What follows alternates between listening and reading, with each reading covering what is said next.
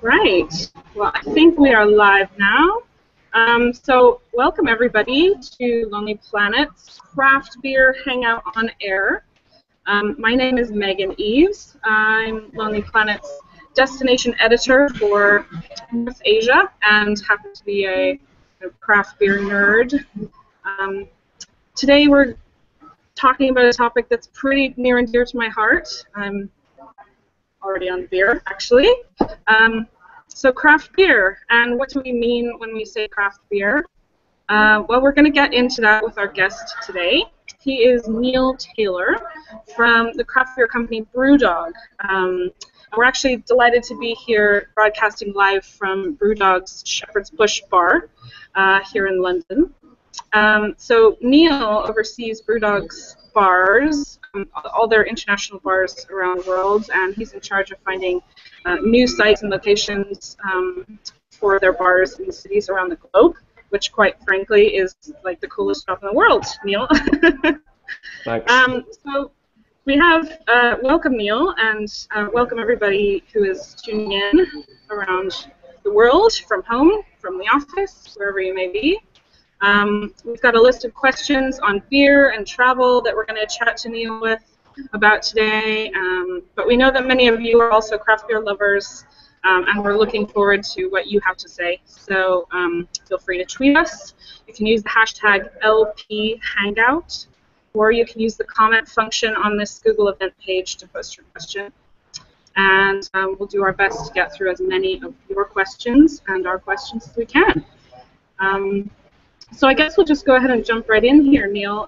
Just wondering if you can tell us a little bit about BrewDog and tell us about what you do for the company, and just give us a little background on who you guys are. Yeah, cool. So BrewDog we're a craft brewery, as you said. I'm from the northeast of Scotland. Started brewing beer early 2007, and I think we have a very kind of definite focus in what we try and do, and we're determined to make people as passionate about great beer as we are, and that was kind of true 2007, and it's still true today. So we have a number of bars now. So we have 17 bars in the UK, which, you know, you're sitting in one of them. They're about showcasing the best beers on the planet, and we're doing the same internationally. So we now have 5 bars internationally, and we're opening up a lot over the next few years. So yeah, effectively I oversee the existing bars and then our expansion of our bars worldwide. It's like really a cool job. It has its moments, yeah. Yeah, it's really cool. You get to travel, you get to drink beer. I don't really see anything else I'd want to do. It's good, yeah. I mean, it's just amazing seeing what craft beer is like around the world and seeing these different cultures and trying beer every day. And yeah, I guess getting to talk passionately about something you really care about is kind of what you really want. So it works for me. Cool. Well, let's get into it then. We're talking about craft beer. Can we start by just kind of defining what craft beer means? What defines, craft beer versus any other kind of beer? Yeah, what do you think? I mean, it's an interesting question because it differs across the world, I guess. Like if you go to America, there's a legal definition for craft beer based on the size of the brewery, the sort of ingredients they use. And it's something that doesn't really exist in many other places, but I guess we have an opinion on what craft beer is. And for us, it's kind of about effectively authenticity, honesty, and kind of, I guess, independence. So craft beer breweries are kind of independent in that they're not owned by bigger companies, and I think they're authentic in that it's about the product rather than the profit. So it's about effectively. I mean, the word craft is massively important in this. It's about crafting something. It's about creating something. It's about innovation, and it's about flavor rather than kind of profit margins. So I think people's definition of it may kind of change across the world, but I think the easiest way to think of it is if you're drinking a beer that is all about great flavor, then you're probably drinking a craft beer. I hope there's integrity involved in it, and it's basically good people making really good beer. But yeah, basically tastes great. Sounds right. Tastes great is the main thing. Yeah, I think. If it tastes good, then yeah, for sure. Well, tell us a little bit about then some of the destinations where BrewDog have bars. I know you mentioned a couple just when we were in the green room before we went live. Yeah. But just talk about some of the places you get to travel and where you guys have bars. So we have 5 open at the moment. The first one we ever opened was in Stockholm in Sweden last year, and since then we opened a second one in Gothenburg. So Sweden as a country has been, I guess, an integral part of BrewDog's growth as a brewery, because they have a very kind of unique alcohol sales system in Sweden, and we managed to get in when we were a very small brewery and get a lot of our beer into Sweden. And I think as far as fans of BrewDog have gone, I think Sweden as a country it's our biggest export market, and they're just, in all honesty, they're crazy and passionate about craft beer. So there's an amazing kind of scene going on there. So it's really cool for us to be kind of part of something that is actually quite far down the growth sort of scale. And then we've got the second bar that we opened in the second country was in Sao Paulo in Brazil. So I guess quite obviously a very, very different environment, different culture, beer scene at a very different stage, different weather, massive city compared to kind of small picturesque, but equally gratifying seeing, even though those two places are really different, like Stockholm and Sao Paulo, seeing just the kind of that passion and how people look, I guess, across the world, if they're interested in craft beer, it kind of attracts the same people. And then we opened in Tokyo, again, where there's just this massive passion for it, and again, a kind of completely different environment. And then the most recent one was Florence in Italy, just earlier this year, which has just been really cool because it's such a beautiful city, and just kind of, I guess, seeing how our bars fit into that, and from design, the sort of buildings we look for just don't exist in Florence because it's this ancient, beautiful city. So yeah, kind of how we fit into a city that is completely different to anything we've encountered before. And then we're opening in hopefully Bologna, so another Italian bar, Barcelona, Helsinki, and maybe Rome by the end of this year. So again, we're kind of we're expanding into loads of different types of markets, different stages of development, different types of cultures, different types of city. But yeah, it's amazing seeing this kind of through line of craft beer just growing wherever you go. It's really interesting. It's interesting to hear you talk about Italy because, I mean, Italy is somewhere I would associate more with wine for obvious reasons. And Italy has made some really nice, kind of their big lagers are quite good, but it's not somewhere that I realized had a big craft beer scene, actually.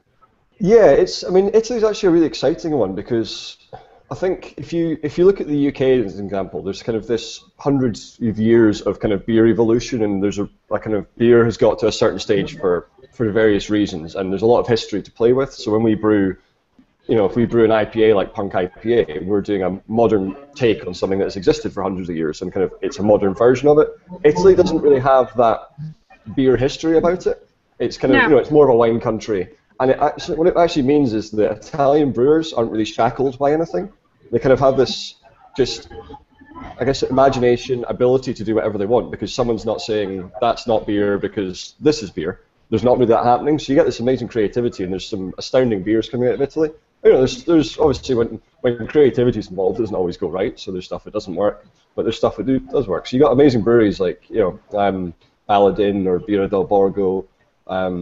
Brewfest, people like that are doing some really cool stuff, and I think the Italian scene in the last 5 or 6 years has just skyrocketed. So for us to have Florence open already, and hopefully Bologna and Rome by the end of the year, it's going to be really cool to be part of that, and even from a bar perspective, showcase those great Italian beers alongside our own beers, effectively.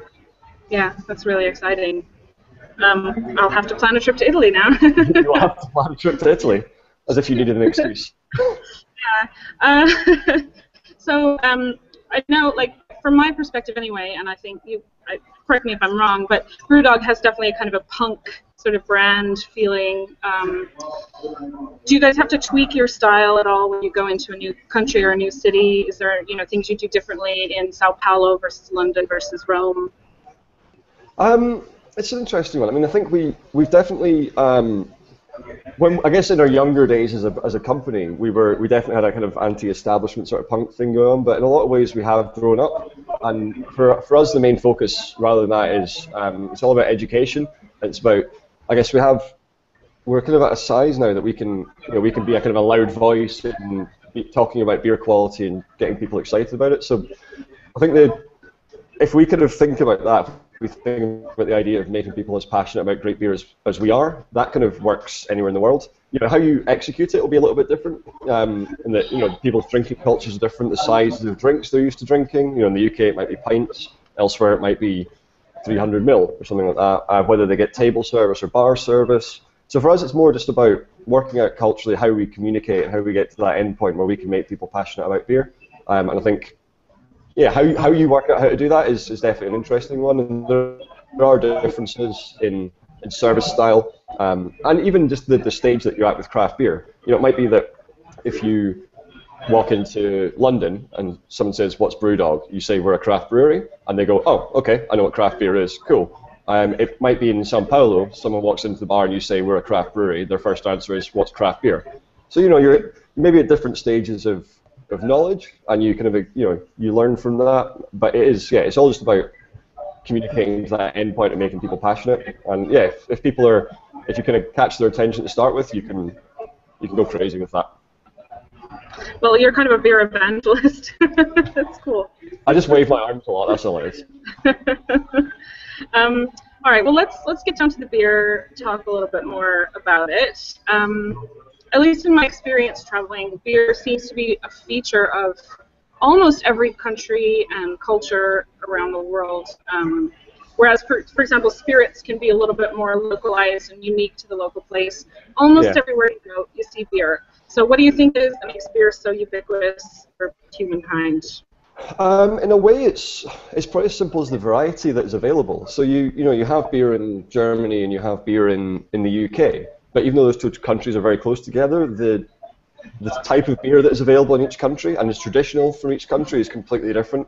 So I think beer is I guess going back as a way of sterilizing water thousands of years ago, it makes sense that it traveled. But I think it's accessible in that in a lot of ways it's still a drink of the people. It's not mega expensive, but you have these amazing I guess international differences, and a lot of it is based on what crops they can grow. So if you have wheat or if you have barley, what type of hops you can grow. If you can't really grow hops, what you kind of make do with instead. So I think although it is worldwide, I think the exciting thing about it is that if you go to any country, you're getting beer, but you're getting a different beer experience no matter where you go, which makes it a really cool thing to travel and drink. Yeah, for sure. I think that's, for me, I mean, everywhere I travel, I always just want to try some kind of local beer because I think it does it varies so widely and it reflects on the local culture in some way that it's like food, everywhere you go you try something different and it's based on local ingredients. Yeah, exactly. It's kind of an interesting gateway into a place, isn't it? Yeah, exactly. I mean, if you're a brewery and you're using local fresh ingredients to make beer, it's going to taste of that place, and if you're a good brewer, it's going to taste great. So I think that is a really interesting thing to do. As you say, when you travel, I mean, if I'm traveling and I see one of our beers, I try it to make sure it's tasting on form. But the second thing I do is then to see what's local, and I think the more you can kind of get into the spirit of where you are, the more you're going to get out of it, and also the more you can learn from it. If I go somewhere in the world and try something absolutely astounding, I can come back and talk to people about it, and then we can look at how we can do things better.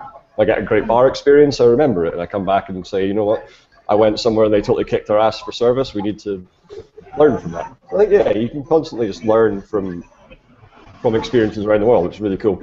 Yeah, it's a great way to look at it, and I think that's kind of the joy of travel in general, is sort of allows you to learn other cultures and take away something for yourself that makes you a better person. Yep. So while we're talking about this, let's just so that everyone out there, maybe we have some folks here who are not as beer nerdy as yourself. Can you just talk very briefly about the different kinds of beer that exist and sort of what makes them different? Yeah, well, I mean, it's a pretty broad question. I guess you're kind of, for us, that kind of idea of different beer styles, it's important to learn about styles, but I think also within craft beer, there's almost no rules in a lot of ways, so you can play around with them. So I think you're going to have, I guess the styles you'd see most would be something like lagers, would be pale ales, would be porters or stouts. Would be maybe like a German one, like a Hefeweizen, and even across those beers, you're talking kind of clean, crisp, grassy flavors. You're talking big fruit flavors. You're talking big bitterness. You're talking coffee and chocolate. You're talking kind of banana and cloves. I think the thing I love about beer is that there is no kind of standard. There is no, you can't really sum it up in a few sentences because there's just so much history. There's so much diversity in the flavor that you can have two beers that look exactly the same that taste complete other ends of the spectrum, and it's a cool thing. I think it can be daunting. I think that's something we try and kind of make easier for people, is make it not so much about those big questions of massive styles. It's about flavors. So if you like things that are sweet, cool, let's look at sweet beers rather than thinking about specific styles. But yeah, it's there's a lot to learn, but it's cool. I mean, I'm still learning every day. And with the travel, you try styles you never thought existed, or takes on styles you never thought existed. Yeah. Well, on that note, actually, can you talk a little bit about some of the beers that you've had that you think really reflect the places that they're from, or are really unique to those places in some way? Yeah. I guess it probably goes along the lines of what we were saying about ingredients, using local ingredients. So I guess the main ones that would spring to mind would be kind of big, assertive, hoppy beers. So if you're looking at the west coast of America, where a lot of the hops that we use are grown, you're using local ingredients and you're creating these big, citrusy, piney, bitter IPAs. I guess the other side of the world, you go to New Zealand, and they're using their local hops, and they're creating these massive kind of tropical fruit sort of beer, like flavors coming out of beers. Even in Scotland, if you're in the north of Scotland, you could get some peated malt from a distillery and brew a beer with that, and you've done something that really uniquely ties it to the location. Actually, one that kind of is most of a place for me would be like Lambic style beers. So if you talk about a brewery like Cantillon in Brussels, who when they ferment their beer, they use airborne yeast in a brewery that's barely been cleaned in 100 years because every little detail of it affects the beer in some way. And that brewery is in the center of Brussels, 5 minutes from where the Eurostar gets in, and it's such a kind of a unique style of beer, really sour and kind of dry and tart, and it brewed in a completely unique way. I think that is very much of a place, and you're only going to get that sort of experience in that sort of area. It's really interesting. Yeah. I've been exploring a lot in East Asia for work because I look after North Asia on for Lonely Planet, and so I've been out to a couple places in East Asia this year, and so every time I've gone, I've been sort of on the lookout on the side for all the craft beer that I can find at local breweries. Yeah. And I've really found some quite interesting stuff going on. I had a beer that was brewed in Taiwan with red dates, which was really unique. I thought it was going to be kind of sweet, but it was actually, quite balanced. And I mean, it's been quite interesting to see how different cultures are putting their own ingredients into beer. Yeah, that's cool. Even, fruit is a great one. If you're brewing, you can brew a style of beer that everyone does, but if you use like a fruit that's unique to your region, you can create something that is kind of something people know, but then it's just kind of advancement and this real connection to the locality, which is really cool. Yeah. So where would you say is the exciting craft beer scene destination-wise in the world right now? If you had to pick like one or two. Put you on the spot. Yeah. Okay. I guess there's different reasons. Personally, I find the developing places really exciting because I can see where they are and I know where they can get to. So somewhere like Brazil is a great example of that, where I was there at the start of the year and I was there recently, and just seeing the number of breweries that are springing up, how the beer is improving in quality, and how there's all these really exciting kind of takes on really cool beer styles. So for me, that is the sort of thing that I look for, that kind of development, and knowing what the UK craft beer scene was like 5, 6, 7 years ago, and seeing how it's exploded, and looking at another country and saying this same thing is going to happen. But then I guess on the flip side, if you're looking at established ones, it's hard to look past America, because there's so many areas. You can go to Denver, you can go to the Pacific Northwest, you can go to California, New York. There's amazing breweries everywhere, and there's so much good beer coming out of America, and it has a bad reputation, I guess, for things like Budweiser and Coors and those sorts of big guys. But if you actually look at where local people or local breweries are and what they're producing, and as I said, using local hops and local ingredients, and I think America just has such a diverse group of breweries that you can't really go wrong with spending a couple of weeks in California drinking at breweries, or spending a week in Denver. You'd be able to spend a few different brew pubs every day, and you'd be pretty happy. I certainly would. Well, yeah. So we've actually had a question from Ellie on Twitter that goes right along with what we're talking about now. She just wants to know what causes the craft beer scene to emerge in a new area. Is that, do you see any trends that kind of kickstart it? It's, I guess, with the way that things are now, that with the access people have to information online, it kind of, all it takes is a little bit of interest from a few people, and then starting to seek out beers online or homebrewing. I mean, homebrewing is a great example of how it all started. I mean, if you're looking at craft beer as an idea, it started in America in the late 70s when homebrewing became legal, and people started brewing at home and started brewing what they wanted to drink, and then a whole scene burst out of that when homebrewers became professional brewers. So in a lot of ways, it's a few people who seek out the knowledge and either bring beer in, maybe want to shout at their local bar and say, we need you to get these beers in. But it starts small, and then it can explode from there. It's really interesting that you say home brewing, because when I was in Hong Kong this year, and they don't have many small breweries at all, but they have a huge home brewing scene, so maybe Hong Kong. Yeah, well, exactly, yeah. I mean, we sell a decent amount of beer there. I've been to a few bars in and around Hong Kong, and there's definitely a scene building, and it's not like doesn't necessarily go from nothing to 20 bars quickly, but it's something that you build, and you've got to, I think, do it in the right way, and you've got to nurture it. So if you're gonna be a craft beer bar, you want to kind of educate people, and you want to give them more information, and they'll tell more people, and it builds from there. So yeah, Hong Kong's a good example of where it's not a big scene right now, but I think there's a lot of opportunities for them to bring cool beer in, and it's growing. And with homebrewing, people learn about it, they get more into it, and then the home brewers of today are effectively the brewers of tomorrow. So if you have a home brewer whose friends say he's really good, get a bit of money together, convince him, maybe he opens his own brewery, and that's how these things grow. I mean, that's how BrewDog started, effectively. It was two friends who were homebrewing, and 7.5 years later, we're having a discussion about the bars we've opened up around the world. So it's it's a good way to go. Yeah, exactly. Cool. Well, actually, going back to what you said earlier, and just kind of talking about how you guys see yourself as an educator about good beer, we had a question earlier from Kara on Google+. She just wanted to know the good gateway beer for the non-beer drinker. And I think we have a lot of people out here in our, listening in today who maybe are interested in beer, but they just don't know where to start.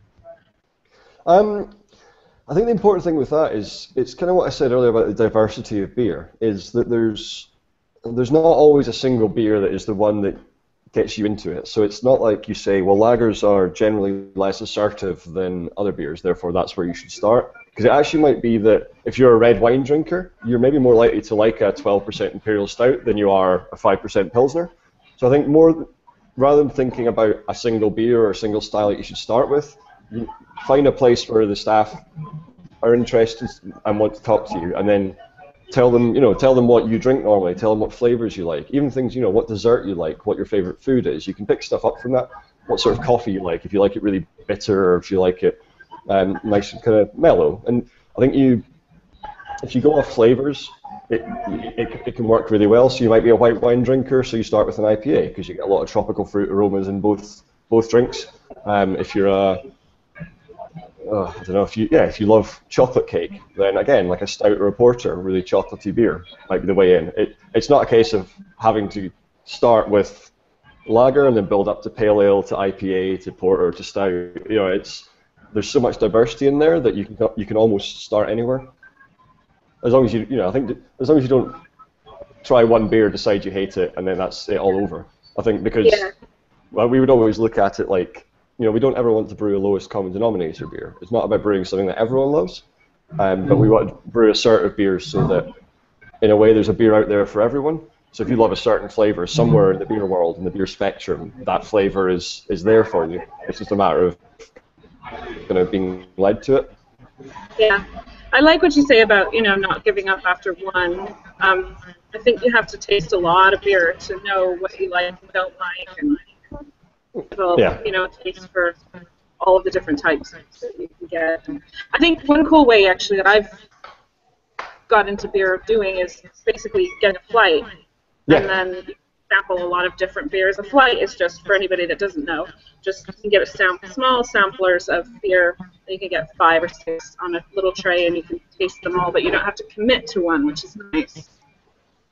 Yeah, I think that's the whole style thing can make it daunting. Even the colours of beer, you can look across a bar and see 10 different coloured beers and then not really know where to start. I think a flight is a great way to do it. You can try a little bit of each, and if you happen to like a certain beer most, then someone behind the bar can say, well, if you like that one, then these 4 beers or these 8 beers might be something you'll like. And then if you like half of those, then it's about, there's a path through it all. It's just a good starting place of a bit of variety and then going from there. Cool. Well, we have one of our beer-loving authors, Brett Atkinson, who actually does a lot of work on New Zealand and Down Under. He writes in and says he's noticed there seemed to be a trend away from super hoppy beers on a recent trip to the West Coast, North America. And he just wonders what your pick for the beer styles that might become more popular over the next few years would be. It's an interesting one. I think, I guess with craft beer, kind of big hoppy IPAs that's the kind of the main beer. That's what everyone thinks about, and that's what everyone brews. And it's the sort of beer we pride ourselves on. But I think because of that variety that is there, breweries are going to start experimenting a bit more, kind of finding the beer that defines them. So I think in the future there's going to be sour beers is kind of the way I see it going. If you've got maybe more traditional styles from somewhere like Germany, like a Berliner Weiss, and taking that and bringing it back. So it kind of makes me a bit sad that Berliner Weiss is one of my favorite beer styles. It's like effectively a 3% kind of sour wheat beer. And the fact that it kind of came from Berlin, but there's only really a couple of breweries in Berlin that are still brewing that beer, and it's not great. But then you're starting to get a few small kind of brew pubs or local breweries brew that style. A lot of breweries in the UK, like ourselves or Magic Rock, people like that, brew a kind of a version of a Berliner Weiss. So we're kind of taking this traditional Berlin style and kind of bringing it back. Like that's the sort of thing I can see it going down. Maybe like Lambics, Berliner Weiss, something a little bit sour, something that is pretty unique to beer. Interesting. I've only tried a couple of really soury kind of lambic beers and found them difficult to palate at first. So I think they would be something you have to spend some time with to get to know. You know what? They're not for everyone, but even with beers like that, you get them at different ages. If they're young, they're sweeter. If they're older, they're more sour. So even that, there is a little way that there's enough variation that you can maybe get into. And I think beers like that are not for everyone, but I think if you can have people who are massive hopheads with the big IPAs suit, and then you have people that are looking for something very different at the other end of the spectrum, you've got a Berliner Weiss that works for them, and you're still going to have breweries that are doing stouts and then doing imperial barrel aged kind of crazy things. And I think I'm hoping the trend is that effectively everything happens. Every beer style gets breweries that kind of champion it and want to do it and say, rather than saying I'm a craft brewer, I brew everything, it's, I'm a craft brewer and this is what I love. These are the beers that I love. Yeah, that would be cool. I think you kind of already see that with some breweries, at least here in London. I mean, there's so many breweries that do one or two things really, really well. Yeah. You kind of stick to that, which makes for really good beers. Yeah, exactly. You need to be a little bit selfish, because if you're not making something you love, you're not going to put your full passion and ability into it. So yeah, find what you love and brew that effectively. Cool. It's a great motto.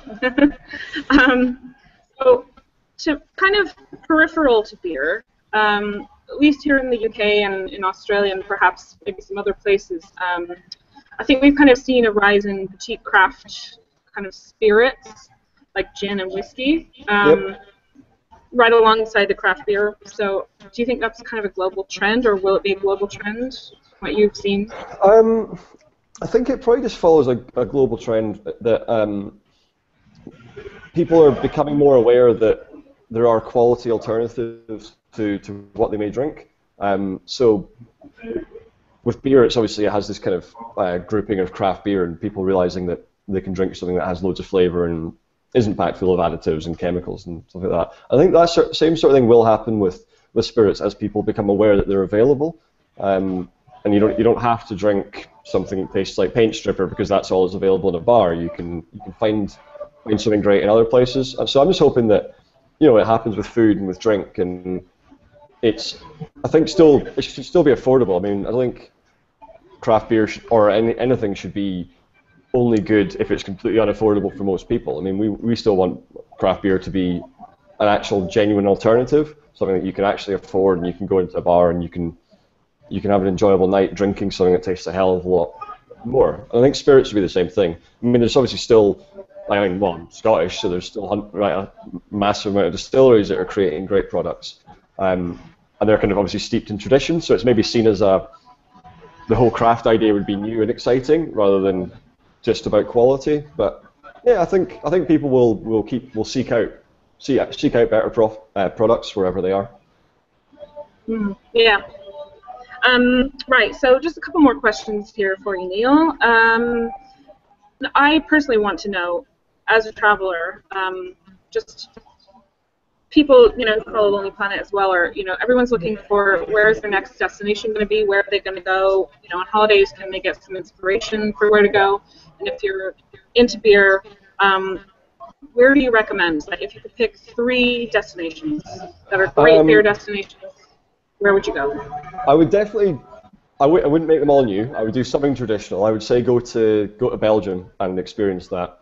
I think there's so much kind of tradition and quality still going on there. Whether it's something like Cantillon or a newer brewery like De Struis or something like that. I think there's so much cool stuff going on in Belgium that it's worth a bit of time. It's a beautiful country. I would say to me, New Zealand, from the time I was there, and I'm going back again soon, the quality of the breweries there is fantastic. And it's not.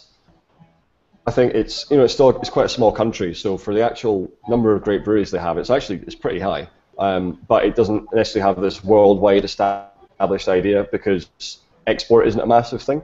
And then I would say a bit of a wild card, I guess, would be somewhere like Thailand or Singapore. Places Thailand, really? I think, places there. I mean, there's definitely craft beer bars opening in Thailand. There's more beer going out there. There's more interest in it locally. I think that's it may not become a craft beer hub worldwide, but I think it's the sort of place that would be it's amazing to visit. And I think if craft beer can become part of the overall effect there, I think it's going to be a really cool place. Cool, great recommendation. Definitely put that on the list. Right, so just to finish out, can you give us an idea of what your kind of top 3 or top 5 favorite beers are at the moment? Oh, what are you drinking? Like you told me that you had beer in your fridge. Yeah. Your fridge. Is it all brewed? It is mainly BrewDog. I have a beer from Stone Brewing, which is imperial. I think it's imperial saison brewed with. Hold on. I'll check. Hold on. He's going to make us all jealous now. There we go. It's a imperial cherrywood smoked saison, which is a pretty mental beer. So it's saison's like a Belgian style beer that's normally about 5%. This one's 10.5%, and it's got smoked cherrywood in it. So yeah, that's one. I think I kind of have to me, I'm a massive beer fan, but I don't have a need to always try the next beer. I kind of if I find a great beer, I like drinking it more than once. So there's a load of really good kind of pale ales and IPAs around the UK. So I mean, I drink Punk IPA all the time. Obviously, I'm a BrewDog guy, so I'm going to drink BrewDog beer. But then Highwire from Magic Rock, it's probably one of my favorite beers. Anything from the Colonel, just amazing use of hops. Right now, I'm definitely on a kind of IPA pale ale kick, which is to me great because I've been working for BrewDog for almost 4 years and I'm still drinking hoppy beers, so I'm not really sick of them. Absolute favourites, I mentioned Cantillon a bunch of times. So like Rosé de Gambrinus, Cantillon beer is one of my absolute favourites. New Zealand stuff, anything epic, 8-Wired or Yeasty Boys, always gets my vote. So I'm looking forward to going to drink some of that fresh pretty soon. I find it really hard to answer because a lot of the time it's kind of if I'm in a bar, it's what's available and picking what I feel like at that moment. Yeah. I think again because of that diversity of flavor, beers can be so subjective that at midnight after just coming out of the rain sitting next to a fire, I'm drinking an Imperial Stout. If it's like a sunny afternoon, I'm drinking a low ABV pale ale. It depends on my mood. I could probably work out a list of my top 5 of all time, but half of them probably wouldn't be available anymore anyway. We might have to leave you to that and then get back to us. Exactly. Right. Well, I think that's great, and I think we'll probably go ahead and wrap it up now. Cool. Thank you so much, Neil, for being with us and providing us with some fantastic beer advice and some fantastic travel advice as well. And I hope anyone who's joined us has enjoyed it as much as I have. And I'm quite thirsty now. I have a beer in front of me, so I need to go and finish that. Nice. If people do want to find out more about craft beer and travel, of course, you can check into Lonely Planet's food and drink page. It's lonelyplanet.com/food-and-drink. And if you'd like to learn more about BrewDog, or even better, head into one of their locations for a table, which I highly recommend, you can hit up www.brewdog.com. So that's pretty much it. Thanks again, Neil and BrewDog, for hosting us, and everyone at home for joining us. Now go drink some beer. Thank you. Great stuff. All right. Thanks a lot, Neil.